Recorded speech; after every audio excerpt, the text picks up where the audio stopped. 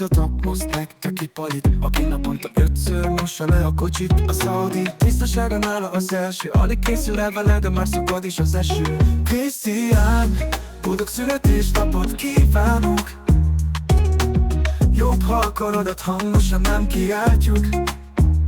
Boldog születésnapot kívánunk. Mindannyian a te egészségedre piálunk. Fontos neki a pénz meg a Converse cipő. Szeret behasítani a Jéger nevű gyógynövénytől. Az ő nagy kedvence a Pancsó kutya gyerek. Ildivel így élve boldog és mozgalmas életet. Boldog születésnapot kívánunk. Jobb a korodat hangosan nem kiáltjuk. Boldog születésnapot kívánunk. Mindannyian a te egészségedre piálunk.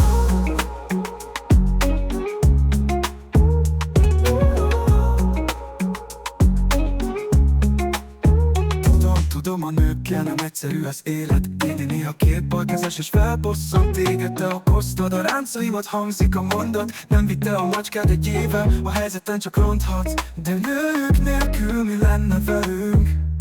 Állítólag ők a mi másik felünk. Boldog születésnapot kívánunk.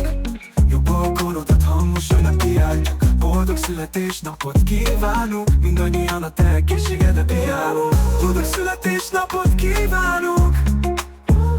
Jobb, ha a korodat hangosan nem kiáltjuk.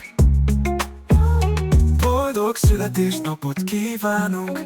Jobb, ha a korodat hangosan nem kiáltjuk. Boldog születésnapot kívánunk. Mindannyian a te egészségedre piálunk.